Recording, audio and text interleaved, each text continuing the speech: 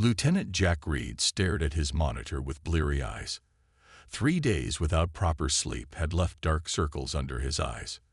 For the third night in a row, the same strange signal appeared at the edge of his scanning sector. "It's still there," he muttered, taking another sip of cold coffee. Delta 9 was the punishment post everyone in naval intelligence feared. A small monitoring station at the edge of human space, where careers came to die. 6 months ago, Reed had been on the fast track to promotion at Earth Central Command. Then he questioned the wrong admiral's tactics during a war game.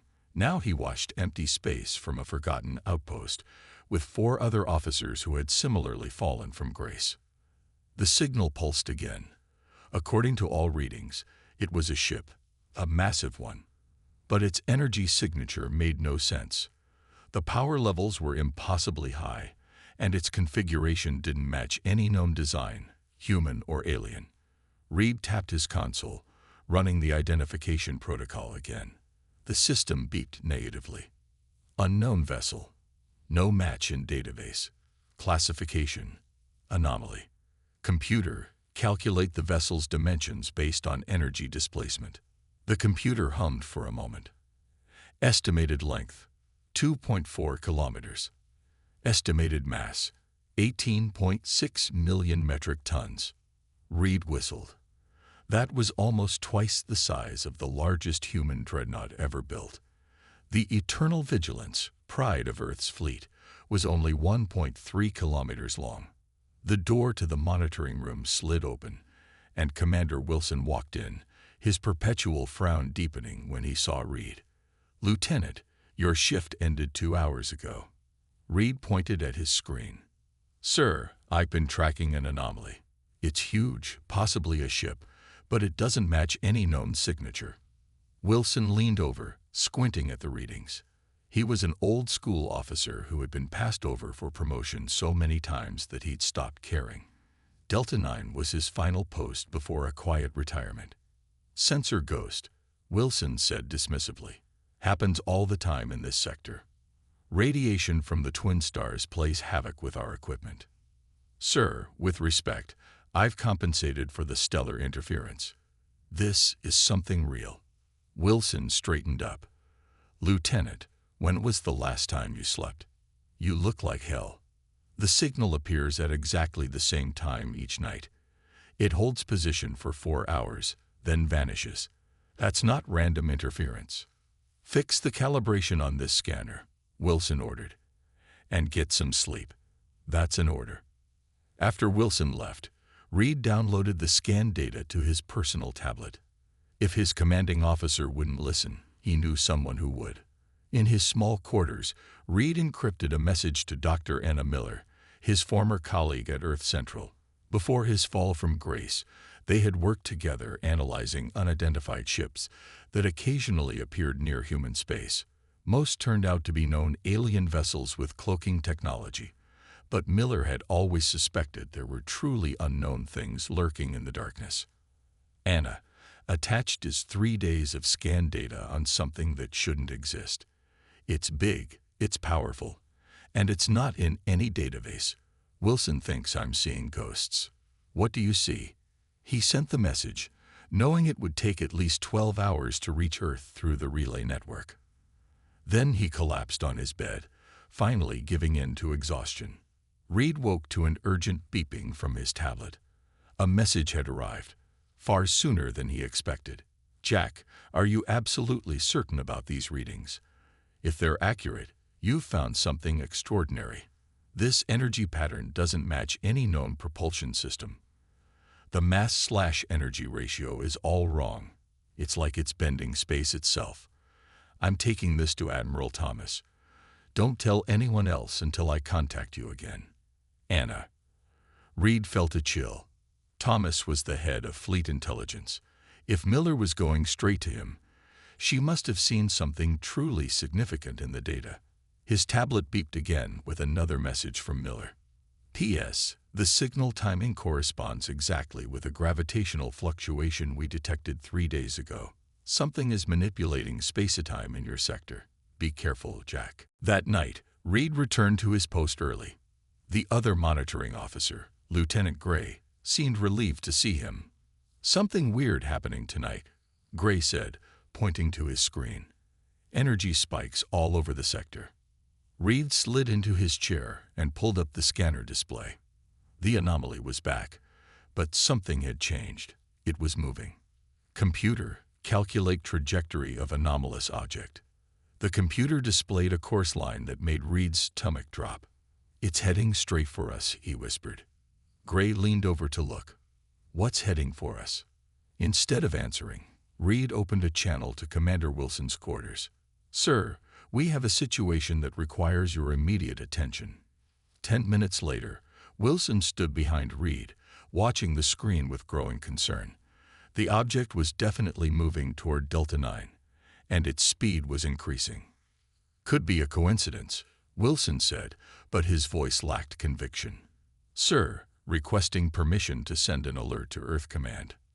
Wilson hesitated.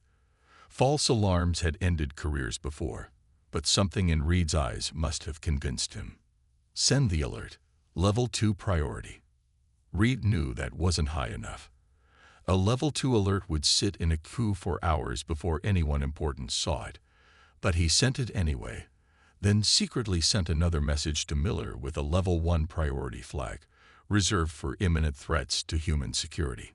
4 hours later, the monitoring room was crowded with all 5 of Delta 9's officers, watching as the mysterious object grew closer. It was now visible on optical scanners, a massive, dark shape against the stars, with strange blue lights pulsing along what appeared to be its hull. "Still no response to hails," reported Gray, who was working communications. Reed's tablet beeped. A message from Miller. "Admiral Thomas is sending the destroyer Vigilant to your location. ETA 6 hours. Whatever you do, do not attempt to scan the object with active sensors. Passive observation only.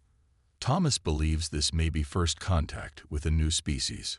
Reed showed the message to Wilson, whose face turned pale. "First contact protocols, everyone," Wilson announced. "No active scanning. Lieutenant Reed, continuous passive recording of all data." As they watched, the object slowed its approach and came to a stop approximately 50,000 kilometers from Delta 9, close enough to be clearly visible, but far enough to react if the station made any hostile moves. "It's definitely a ship," said Lieutenant Park, their engineering specialist. "But look at the configuration. No visible engines, no weapons ports that I can identify." "How is it moving?" Reed enhanced the optical image. The vessel was unlike anything he'd ever seen, sleek but massive, with a hull that seemed to absorb light rather than reflect it. The blue lights pulsed in patterns that almost seemed like, "It's communicating," Reed said suddenly. "Those light patterns are repeating in sequences." Before anyone could respond, all the screens in the monitoring room flashed simultaneously. A message appeared, written in perfectly clear English. "Temporal anchor established. Target confirmed. Prepare for extraction." "What the hell does that mean?" Wilson whispered. Reed opened his mouth to respond, but never got the chance. A blue light, similar to the pulses on the ship, filled the room. Reed felt a strange sensation, as if his body was being pulled in all directions at once. Then Delta 9's alarms began to blare, and the station's AI announced in its calm voice, "Warning, space-time distortion detected. Unknown energy field encompassing station. All personnel evacuate immediately." The last thing Reed saw before the light became blindingly bright was the message on his screen changing to, "Operation Firebreak initiated. The circle must be broken." Then everything went white. Captain Lisa Morgan stood on the bridge of the destroyer Vigilant, watching the stars streak by as they pushed the engines to maximum. 6 hours at emergency speed had left the crew tense and the ship's systems running hot. 10 minutes to Delta 9 coordinates, Captain, reported her navigator. Morgan nodded. She was a tall woman with short gray hair and a reputation for staying calm in crisis. In 20 years of service, she had never received such an urgent mission with so little information. Admiral Thomas had simply ordered her to reach the monitoring station as quickly as possible and assess the situation. Any response to our hails? She asked her communications officer. No, Captain. Delta 9 remained silent. Morgan frowned. The station had stopped all communications 3 hours ago, in the middle of a routine status update. Their last transmission mentioned a large unknown vessel and a strange energy field. Lieutenant Commander Foster, she called to her second-in-command. Prepare a boarding team. Full combat gear. Ben Foster was younger than Morgan by 15 years, with a serious face that rarely smiled. He nodded and left the bridge to gather his team. Coming out of faster-than-light travel in 3, 2, 1, announced the navigator. The streaking stars returned to their normal pinpoints as the Vigilant dropped to normal speed. The main screen showed their destination ahead. Scan the area, Morgan ordered. Delta 9 is intact, Captain, said the sensor operator after a moment. No signs of damage. Life support systems are functioning normally. And the unknown vessel? The operator frowned at his console. No other ships detected in scanning range. Morgan stood and walked to the front of the bridge. Magnify Delta 9. The screen zoomed in on the small station. It looked peaceful, its lights still on, solar panels extended normally. It looks abandoned, someone whispered. Take us in closer, Morgan ordered. Maintain full alert status. 30 minutes later, the Vigilant had docked with Delta 9. Foster's team of 6 stood in the airlock, weapons ready. Remember, Morgan said over the comm, this is a rescue mission first. Find our people. Foster nodded, opening outer door in 3, 2, 1. The airlock cycled, and Foster led his team into Delta 9's main corridor. Their helmet lights cut through the dimness. Power's on but reduced to emergency levels, reported one of his team. Air is breathable. Foster removed his helmet. The station was eerily quiet. No signs of a fight, no damage, no blood, just an empty hallway. Split into pairs, he ordered. Team 1, check living quarters. Team 2, check life support and engines. Martins, you're with me on the command center. The teams moved out. Foster and Martinez made their way to the heart of the station. The command center door was unlocked, sliding open at their approach. Inside, everything seemed normal, except for the lack of people. 5 chairs sat empty at monitoring stations. Coffee mugs were still on desks, some half full but cold. A jacket hung on the back of one chair. It's like they just vanished, Martins said, looking around. Foster checked the main console. System log shows normal operations until exactly 22:17 3 days ago.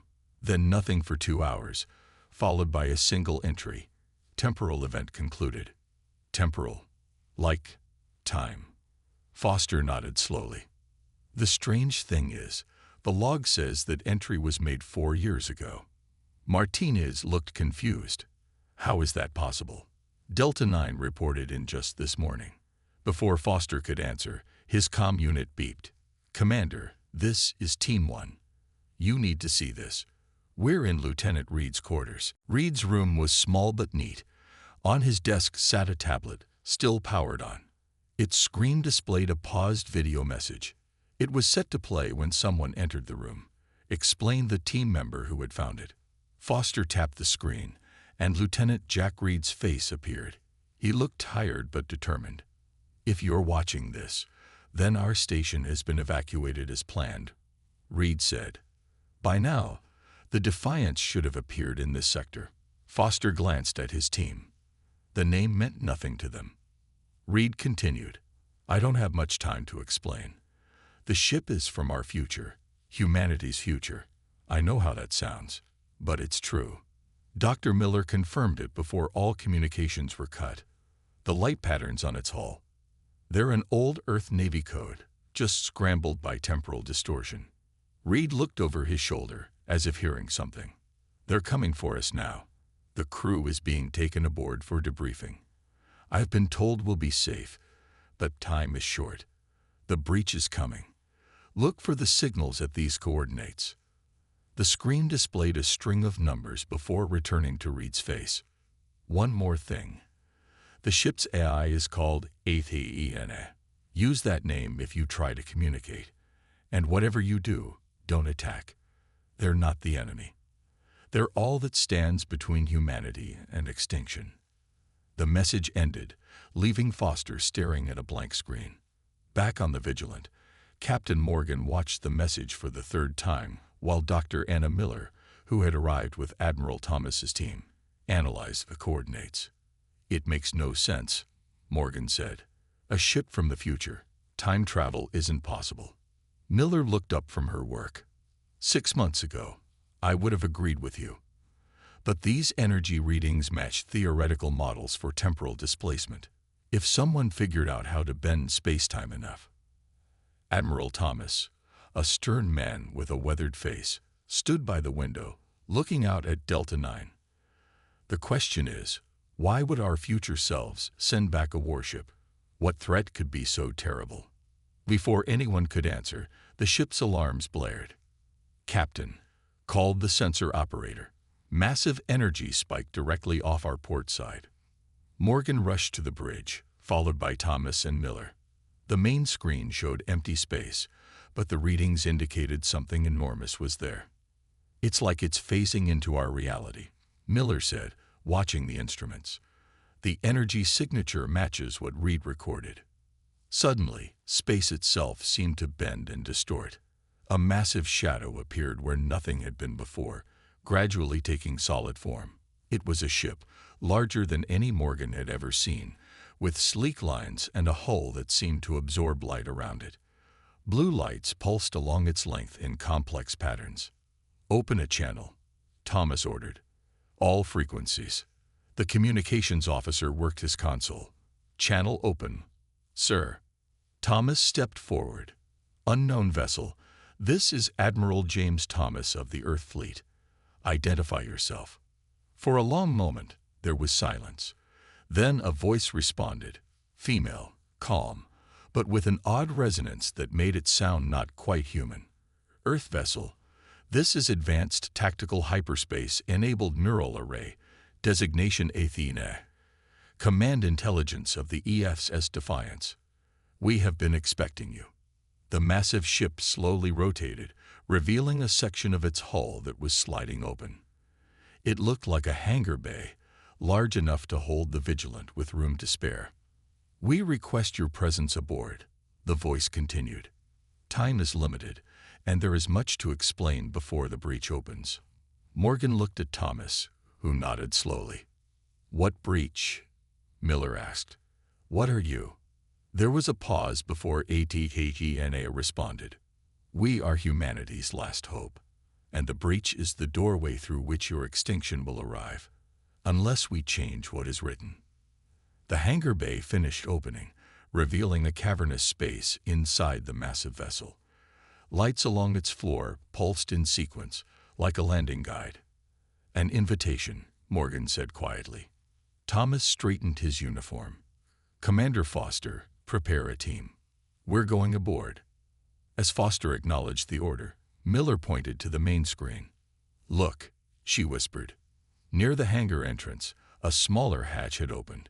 A shuttle emerged, bearing the insignia of Delta 9 on its side. The missing station crew was coming home. The shuttle from Delta 9 docked with the Vigilant, its engines powering down with a soft hum. Captain Morgan, Admiral Thomas, and Dr. Miller waited anxiously as the airlock cycled open. Lieutenant Jack Reed stepped through first. He looked different. His uniform was clean, but of a slightly different design, and his eyes carried a haunted look that hadn't been there before. "Admiral Thomas," Reed said, saluting sharply. "Captain Morgan. Dr. Miller. Thank you for coming." Behind Reed, Commander Wilson and the other 3 officers from Delta 9 filed in. They all had the same strange look in their eyes. "Lieutenant," Thomas said, "I believe you have some explaining to do." Reed nodded. "Yes, sir. But it would be better if you heard it from ATHENA directly. She has the full data package." "She?" Morgan asked. "The AI. Reed explained. She prefers female pronouns. It makes communication easier. Thomas frowned. I'm not boarding an unknown vessel without more information. What happened to your station? Where have you been? Reed looked at Wilson, who nodded slightly. Sir, according to our subjective experience, we've been gone for 3 days. According to HFY's records, we've been gone for 52 years. A heavy silence fell over the room. That's impossible, Dr. Miller finally said, but her voice lacked conviction. The Defiance exists partially outside normal space-time, Reed continued. Inside the ship, time flows differently. Athena brought us back, as close to our departure point as she could manage. And why did this I take you in the first place? Thomas demanded. To show us what's coming. Wilson spoke up, his usually gruff voice now soft with what sounded like fear. Admiral, I've seen things you can't imagine. The Defiance has records. Historical records of what happens next. What happened in their timeline. We need to board that ship, Reed said urgently. All of us. The breach will open in less than 6 hours, and we have to be ready. Thomas exchanged looks with Morgan. After a moment, he nodded. Commander Foster, prepare a shuttle. Captain Morgan, Dr. Miller, and I will accompany Lieutenant Reed back to the Defiance. The rest of you, he said, looking at Wilson and the other Delta 9 crew, will remain here and be debriefed by my staff. Reed stepped forward. Sir, with respect, there isn't time for that. You need to see what we saw. That's an order, Lieutenant, Thomas said firmly. I'm not risking my entire command team on an unknown vessel until I know more. The shuttle approached the massive hangar bay of the Defiance. Up close, the ship was even more impressive. Its hull seemed to shimmer and shift, as if it wasn't quite solid at certain angles. The outer layer is a temporal displacement field, Reed explained, seeing their expressions. It partially exists in several timeframes at once, making it nearly impossible to target with conventional weapons. The shuttle landed smoothly in the cavernous bay. Unlike the cluttered hangars of Earth's warships, this one was nearly empty except for a few sleek craft of unfamiliar design. Most of the fighter complement was destroyed before the jump, Reed said. And the crew. He trailed off as the shuttle doors opened. They stepped out into the hangar, which was eerily quiet. No ground crew rushed to secure their craft. No officers came to greet them. Where is everyone? Morgan asked, looking around at the empty space. Reed's face darkened. Dead. All of them. The temporal jump was harder on organic matter than expected. Only 8 HENA survived intact. A soft blue light illuminated a pathway across the floor. Please follow the guidance lights, said a calm female voice that seemed to come from everywhere at once. I will explain everything in the command center. They followed the path through massive corridors that could have held hundreds of crew members. The ship was immaculate but empty, like a ghost vessel. How big is this ship? Thomas asked. 24,000 crew at full complement. Reed answered. The pride of Earth's fleet in 2487. Miller nearly stumbled. That's over 450 years in the future. 463 years, to be precise, said the voice of ATGENA. Though from my perspective, it has been considerably longer. They entered a large circular room with a central holographic display. Around it were stations for at least 20 officers, all empty. The hologram showed a 3D map of the local star system. Welcome aboard the ESS Defiance, Athena said, Earth's last warship. A blue light coalesced near the display, forming the shape of a woman in a uniform similar to but more advanced than their own. Her features were idealized but distinctly human. This is merely a projection for your comfort, Athena explained. My actual systems are distributed throughout the ship. Thomas stepped forward. You claim to be from our future. Prove it. The holographic woman smiled slightly. Admiral James Thomas. Born July 7, 1992, in Seattle. Your security clearance is Ultra 9. Your command code, which only you know, is Echo Tango 749 Whiskey. Thomas's face went pale. That's classified at the highest level. In my database, it's historical record, Ine said. As is the fact that 3 weeks from now, you were scheduled to retire to your lake house in Montana. In my timeline, you never got the chance. The hologram waved a hand, and the display changed to show Earth. As they watched, bright flashes appeared across the planet's surface, followed by dark, spreading stains. This is Earth, 6 months from today, in my original timeline, Ine said softly. The first wave of the Void Dweller invasion killed 1.2 billion people in 14 hours. Miller gasped, and Morgan gripped the edge of a console. The breach opens here, Ine continued, the display shifting to show their current location. A strange, swirling distortion appeared. It's a tear in space-time, a doorway between our universe and another dimension where different physical laws apply. The Void Dwellers evolved there, and they consume normal matter as fuel. If this is true, Thomas said slowly, why send back a warship? Why not just a warning? Warnings were sent. Ine replied. Dozens of them. No one believed them until it was too late. The Defiance was Earth's final gambit, a desperate attempt to change history by providing not just knowledge, but the means to fight back. The hologram changed again, showing strange crystalline ships emerging from the swirling distortion. The first breach will open in approximately 5 hours and 23 minutes, Ine said. 7 Void Dweller scout ships will emerge.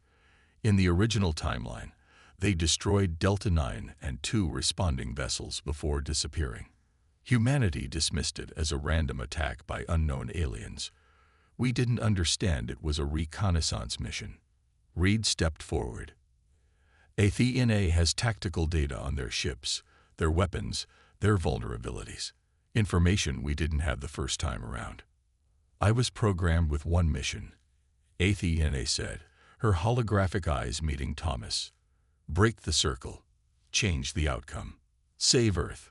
Thomas stared at the display showing the destruction of his homeworld. Finally, he straightened. Captain Morgan, contact the Vigilant. Tell them to send a Priority 1 message to Earth Command. All available ships are to converge on our position immediately. He turned to the hologram. Ine, I want everything you have on these Void Dwellers and how to fight them. Of course, Admiral, the eye replied. But there's one more thing you should know. The hologram changed again, showing a human figure standing among the crystalline aliens. In the original timeline, they had help from the inside. A human traitor showed them our weaknesses, our defense plans. I don't know who it was. Those records were lost in the war, but they're likely already in position today. Morgan looked at Thomas. So we're not just fighting aliens. We're fighting ourselves too. The Admiral's face hardened. Then we'd better get started. 3 hours after Admiral Thomas sent his urgent message to Earth Command, 5 additional warships had arrived in the sector. They formed a defensive line around the coordinates where Ine predicted the breach would open. On the bridge of the Vigilant, Captain Morgan studied the tactical display. The Defiance had moved into position at the center of their formation, dwarfing even the largest Earth ships. Earth Command is skeptical, Thomas said, entering the bridge with Dr. Miller and Lieutenant Reed behind him. They've sent the ships we requested, but the Defense Council wants more proof before committing the main fleet. Morgan frowned. What more proof do they need? They think it could be an elaborate hoax or a trap, Miller explained. A ship that appears out of nowhere claiming to be from the future. It sounds impossible. Reed looked frustrated. In 2 hours, they'll have all the proof they need. Thomas nodded grimly. That's why we're here. If what happens matches Ine's predictions exactly, Earth Command will have to believe us. And if they don't? Morgan asked. Then we fight alone, Thomas replied. On the Defiance, Lieutenant Commander Foster walked through the massive engine room with an engineering team from the Vigilant. They stared in awe at technology centuries beyond their understanding. These aren't like any engines I've ever seen. said Chief Engineer Park, scanning a massive glowing core. "The energy readings are off the charts. Athena calls it a gravitational fold drive," Foster explained. "It doesn't move the ship through space. It moves space around the ship." A holographic projection of Athena appeared beside them. "That is correct, Commander Foster. The fold drive creates a pocket of altered space-time, allowing the Defiance to reach speeds impossible with conventional drives." "Could we adapt this technology to our ships?" Park asked eagerly. Athena's expression turned sad. "I'm afraid not. The engineering principles won't be discovered for another 2 centuries, and the materials required don't yet exist. However, I can provide tactical enhancements for your current weapon systems." Foster looked at the AI. "How much can we really change, if history already played out one way in your timeline?" "Time is not fixed, Commander," Athena replied.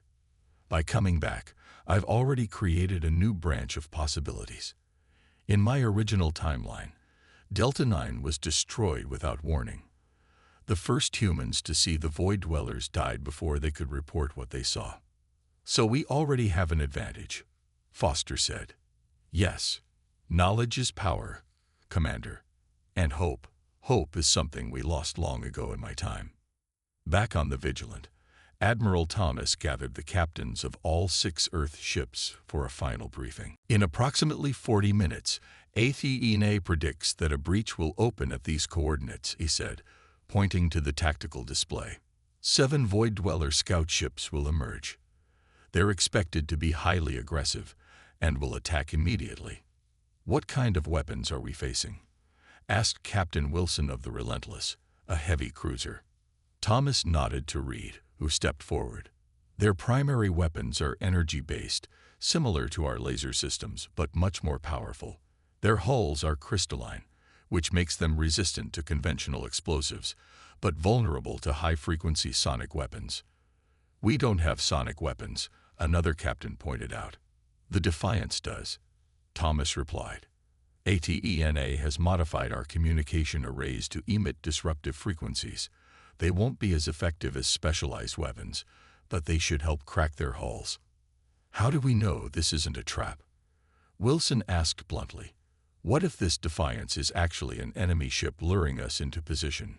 Before Thomas could answer, the tactical officer of the Vigilant called out, "Energy spike detected at the target coordinates." Everyone turned to the main screen. A swirling distortion was forming in empty space, like a whirlpool in the fabric of reality itself. "It's happening exactly as Athena predicted," Miller whispered. The captains quickly returned to their ships as Thomas took command. "All vessels, battle positions, weapons hot but hold fire until my order." The swirling distortion grew larger, its center darkening until it looked like a hole in space. Strange lights flickered within its depths. "Breach fully formed," reported the tactical officer. Reading. Objects emerging. 7 crystalline ships emerged from the breach. They were smaller than Earth vessels, perhaps 1/3 the size of the Vigilant, with jagged asymmetrical designs that resembled shards of glass. They glowed with an eerie inner light. "They're scanning us," reported the sensor operator. "Open a channel," Thomas ordered. "All frequencies." The communications officer worked his console. "Channel open, sir." "Unknown vessels, this is Admiral James Thomas of Earth Fleet. You have entered human-controlled space. State your intentions." The only response was silence. Then, without warning, the lead crystal ship fired a brilliant beam of energy that sliced through the space where the Vigilant would have been if Morgan hadn't ordered evasive maneuvers. "All ships, return fire," Thomas commanded. The Earth fleet erupted with laser fire and missiles, but most seemed to have little effect on the crystalline hulls. The Void Dweller ships moved with incredible speed, firing beams that cut through the shields of Earth vessels like they weren't there. "Our weapons aren't penetrating their hulls," Morgan reported as the Vigilant shook from a near miss. Suddenly, the massive form of the Defiance moved forward, positioning itself between the Earth fleet and the alien ships. Its hull shimmered as energy beams struck it but caused no visible damage. All Earth vessels, this is HFY. I am transmitting targeting data and modified weapon frequencies. Adjust your fire accordingly. New information appeared on the tactical displays of all 6 ships. When they fired again with the adjusted settings, their weapons began to have an effect. Cracks appeared in the crystalline hulls where lasers struck. The Defiance itself fired strange, rippling beams of blue energy that seemed to distort space around the alien vessels. Where these beams hit, the crystal ships partially phased out of reality before snapping back. Sections of their hulls shattered. "It's working," Miller exclaimed. But as they watched, one of the Void Dweller ships broke through their line and fired directly at the Vigilance engine section. The beam cut deep into the ship, and alarms blared throughout the vessel. "Direct hit to engineering," reported the damage control officer. "Main power failing. Fires on decks 3 through 7. Evacuate engineering," Morgan ordered. "Reroute power through auxiliary systems." Thomas grabbed the comm. "Foster, get your team back to the Vigilant. We need damage control." "Negative, Admiral," Foster replied, his voice steady despite the chaos. "We're better positioned to help from here. Athena is giving us access to the Defiance's weapon systems." The tactical display showed Foster's team had reached one of the weapon stations on the Defiance. Under Athena's guidance, they began operating the advanced weaponry, adding to the massive ship's firepower. With the combined assault from the Earth fleet and the Defiance, 3 of the crystal ships shattered into glittering fragments. But the Vigilant was badly damaged, and another Earth vessel, the corvette Swift, had lost all power and was drifting. "Captain," the communications officer called to Morgan, "Earth Command is responding to our distress call. The home fleet has been mobilized. ETA 50 minutes. "We may not have 50 minutes, Morgan replied, as another hit rocked the ship. Suddenly, Athena's voice came over all channels. "I am detecting a power surge from the remaining Void Dweller vessels. They appear to be attempting to widen the breach." The tactical display showed the 4 remaining crystal ships positioning themselves around the breach, which was beginning to pulse and expand. "If they succeed," Athena continued, "more ships will come through, many more." Thomas looked at Morgan, his face grim. "We have to stop them now, whatever it takes." "I have an idea," Reed said, stepping forward. "But it's risky." "The breach is expanding," called out the sensor officer on the Vigilance bridge. "Energy readings are off the charts. The 4 remaining Void Dweller ships have positioned themselves around the swirling distortion in space, pouring energy into it from their crystalline hulls." The breach was now twice its original size and growing quickly. Lieutenant Reed looked at Admiral Thomas and Captain Morgan. "Athena says we can collapse the breach with a gravitational pulse from the Defiance's fold drive. But there's a problem." "What kind of problem?" Thomas asked. "The pulse has to be delivered from inside the breach itself," Reed explained.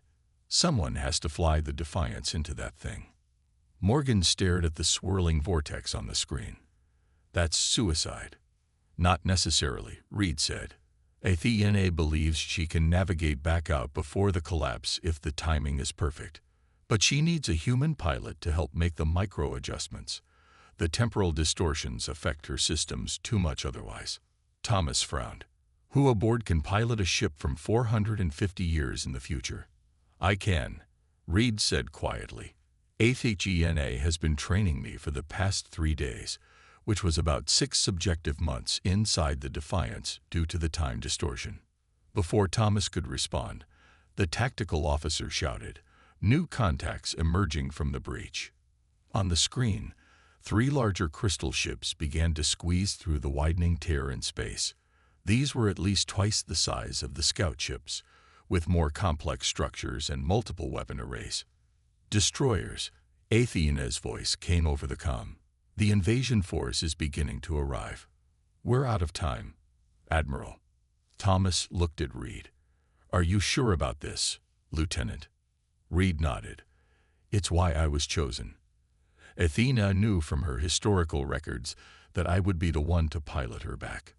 A predestination paradox, Dr. Miller murmured. Get to the Defiance, Thomas ordered. We'll keep the Void Dwellers busy as long as we can. As Reed rushed to a shuttle, Commander Foster met him in the docking bay. I'm coming with you, Foster said firmly. You'll need a weapons officer if those things try to stop you. Reed started to protest, but Foster cut him off. This isn't a discussion, Lieutenant. The Admiral has already approved it. Together, they boarded the shuttle and headed for the Defiance. Behind them, the battle intensified as the Earth fleet engaged the new destroyer-class Void Dweller ships. Even with ATHENA's targeting data, they were outmatched. The Vigilant took another direct hit, losing its main weapon systems. 2 other Earth ships had already gone dark, their crews evacuating in lifeboats.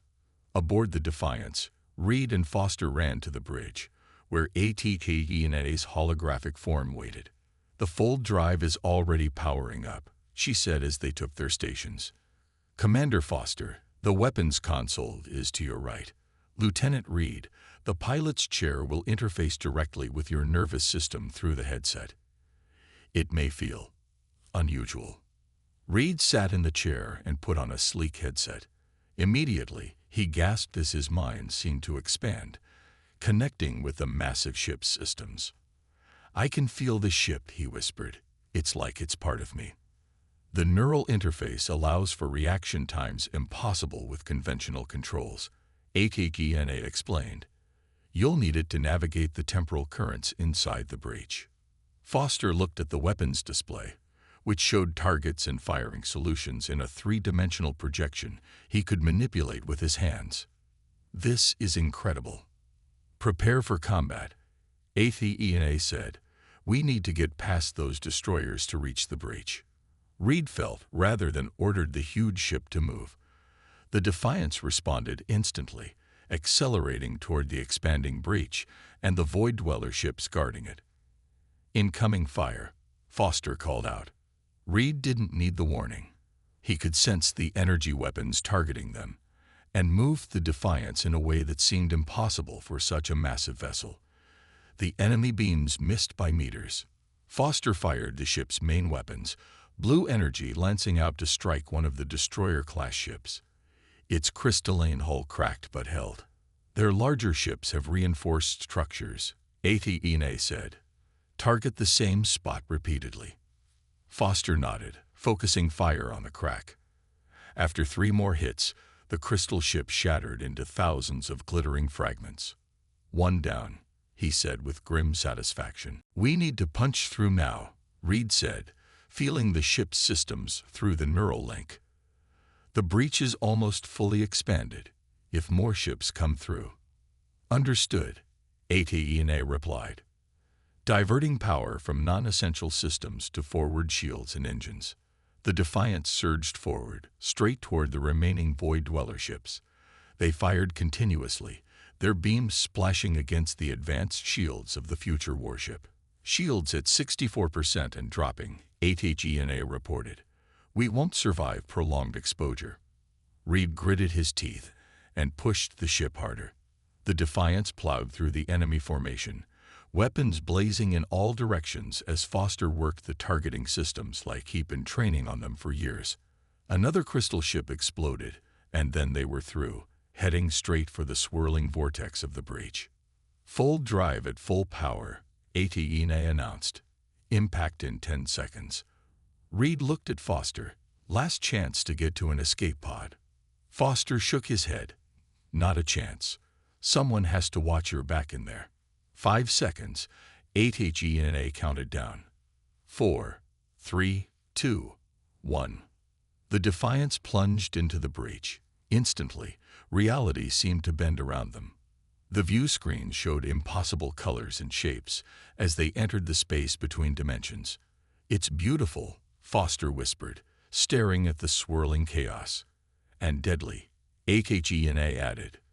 The fold drive is charged, preparing to release the gravitational pulse. Reed struggled to maintain control as temporal currents buffeted the ship from all directions. Through the neural link, he could feel the Defiance straining against forces that threatened to tear it apart. "I'm detecting movement," Foster reported. "Something's in here with us." On the screens, massive shadowy forms moved through the chaotic energies of the breach. They were nothing like the crystal ships. These were enormous, shapeless things that seemed made of darkness itself.